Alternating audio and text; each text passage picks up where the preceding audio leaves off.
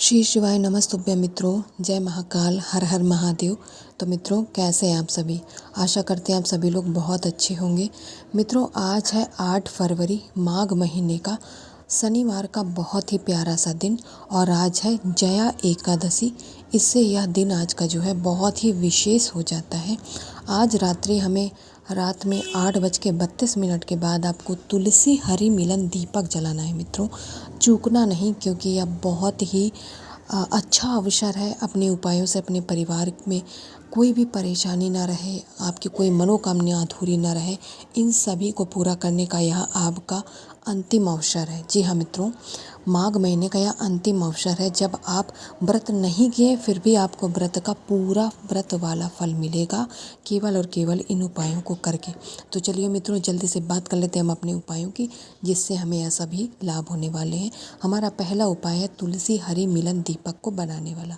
जी हाँ मित्रों, तुलसी हरि मिलन दीपक हमें कैसे तैयार करना है, सबसे पहले हम इसी की बात कर लेते हैं। आपको ना तो तुलसी के पौधे में जल चढ़ाना है, ना ही तुलसी की कोई पत्ती तोड़नी है। इस बात का विशेष ध्यान रखें। आपको एक दीपक लेना है, चाहे तो मिट्टी का ले लीजिए, चाहे तो आटे का, वो आपके ऊपर निर्भर करता है आप कौन सा दीपक प्रयोग करने वाले हैं अपने इस उपाय को करने के लिए। मैं यहाँ पर मिट्टी के दीपक में बता रही हूँ। आपको यहाँ पर गोल बत्ती का प्रयोग करना है। अब क्योंकि तुलसी हरि मिलन अर्थात एक माता तुलसी के लिए और एक भगवान हरि के लिए आप दीपक लगाएंगे, इसलिए इसी एक दीपक में आपको अलग अलग 2 दीपक नहीं लेना, बल्कि इसी एक दीपक के अंदर 2 गोल बत्तियाँ लगानी है। इसके बाद आपको इस दीपक के नीचे चावल के दाने लगाने हैं आसन के रूप में। इतनी बात समझ गए मित्रों?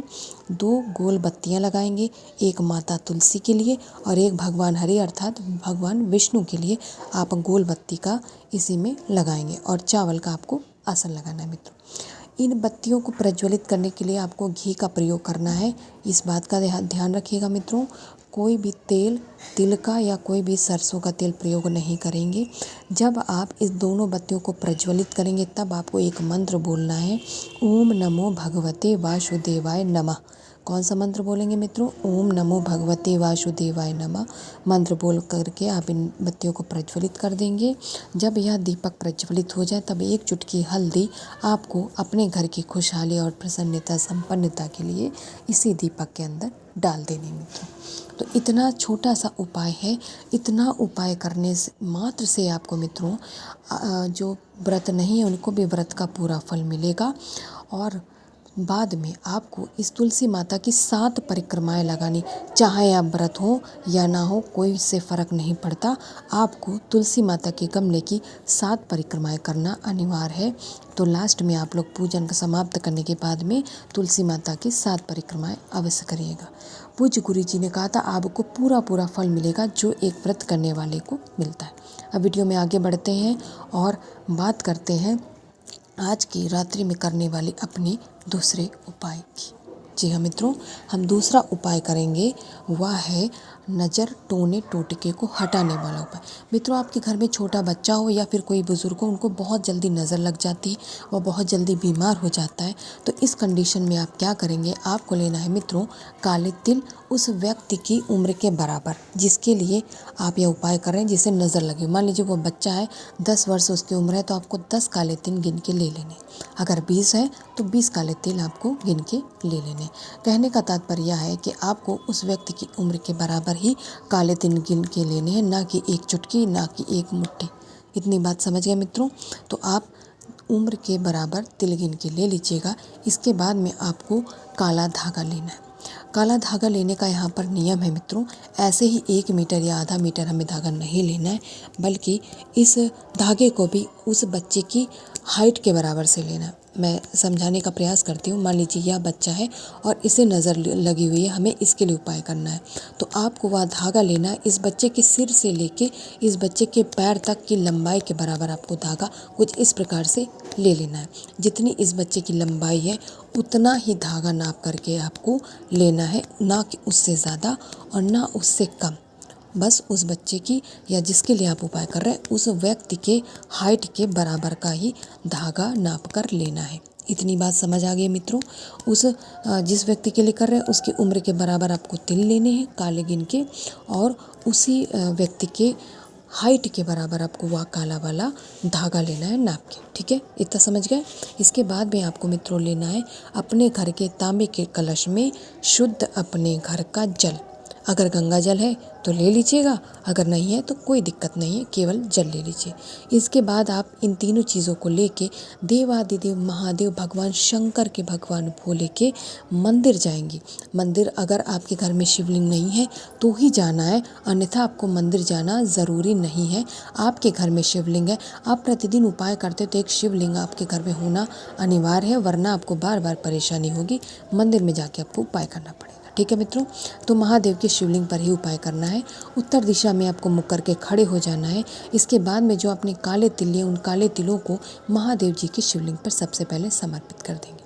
जब तिल चढ़ाने के बाद में जो आपने काला धागा लिया हो उसको भी आपको महादेव के शिवलिंग पे समर्पित कर देना है। और किस नाम से समर्पित करेंगे मित्रों? काशी विश्वनाथ महादेव के नाम से आपको समर्पित कर देना है। इतना समझ गए मित्रों? काशी विश्वनाथ महादेव के नाम से जब आप यह समर्पित कर देंगे, इसके बाद में आपको महादेव जी से विनती करनी है कि आपके परिवार पे नज़र लगी हुई है बुरी, टोने टोटके हो जाते हैं, आपके घर के बच्चे बीमार हो जाते हैं, तो वह उन्हें स्वस्थ कर दे, उस बुरी नज़र को हटा दे, उसे काट कर दे। ऐसी विनती करते हुए आपको इसके बाद में इस धागे को आप मित्रों उठा लेंगे, क्योंकि इस धागे का भी हमें आगे उपाय करना है। जब आप इस धागे को उठा लेंगे, इसके बाद में जो आप एक कलश जल लेके गए अपने साथ में, उस कलश के जल को आप इसी शिवलिंग के ऊपर समर्पित कर देंगे, श्री शिवाय नमस्तुभ्यं मंत्र का जाप करते हुए मित्रों। जब आप इस जल को समर्पित कर दें तो एक बार पुनः आपको काशी विश्वनाथ महादेव से अपने उस बच्चे के स्वस्थ होने के लिए, उसकी नज़र को काट करने के लिए का निवेदन करते हुए, इसके बाद महादेव का आशीष लेके आपको अपने घर पे आ जाना है, उस व्यक्ति के पास जिसके लिए आपने यह उपाय किया। उस व्यक्ति के आपको हाथ में उस काले धागे को बांध देना है काशी विश्वनाथ महादेव के नाम से। अब मैंने इस बच्चे के लिए कहते तो इस बच्चे के मैं यह धागा बांध दूंगी। ऐसा आपको करना है। जब आप यह धागा बांध देंगे, वहाँ से आपका यह उपाय पूर्ण हो जाएगा, उपाय समाप्त हो जाएगा मित्रों। जब यह धागा बांधेंगे तो आप महादेव जी से विनती ज़रूर करिएगा कि उस बच्चे पे जो नज़र लगी हुई है वह नज़र हट जाए। तो मित्रों, मैं उम्मीद करती हूँ अब यह दूसरा उपाय भी समझ गए होंगे। अब वीडियो में आगे बात कर लेते हैं आज के हम अपने तीसरे और अंतिम उपाय की, जो कि हमें आज रात्रि में ही करना है 8:30 बजे के बाद। ठीक है मित्रों, तो तीसरा और अंतिम उपाय है हमारा क्रोध मुक्ति का उपाय। इस उपाय को करने के लिए मित्रों आपको अनाज के दाने की आवश्यकता पड़ने वाली। मैं यहाँ पर स्क्रीन में गेहूँ इसलिए दिखा रही हूँ मित्रों, क्योंकि गेहूँ हमारे घर में, सबके घर में मौजूद होता है, बहुत आसानी से मिल जाता है। आपके घर में जो भी अनाज का दाना हो आसानी से मिल जाए, उस अनाज के दाने को आप प्रयोग करिएगा। ज़रूरी नहीं कि आप गेहूँ ही लें।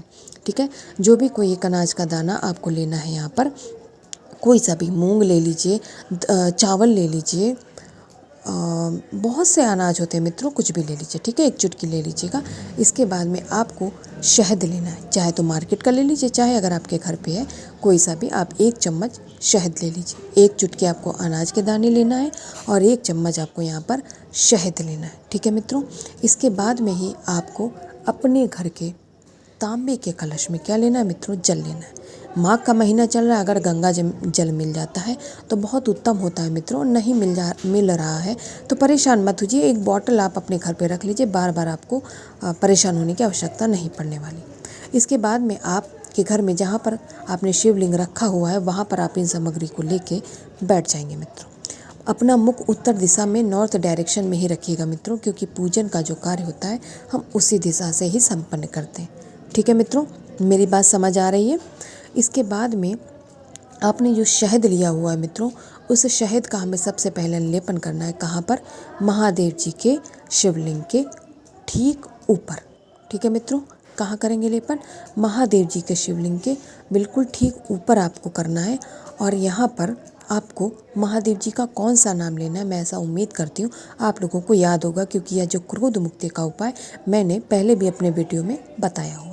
फिर भी अगर आप भूल गए किसी कारण से, तो मेरा बताना जिम्मेदारी है कि मैं आपको बताऊँगी आप कौन से महादेव का नाम यहाँ पर स्मरण करें। तो मित्रों, क्रोध मुक्ति के लिए हम सदा हाटकेश्वर महादेव का स्मरण करते, तो आपको हाटकेश्वर महादेव के नाम से शहद का लेपन करने के बाद में जो आपने एक चुटकी अनाज के दाने लिए उन्हें भी आप इस पे समर्पित कर देंगे।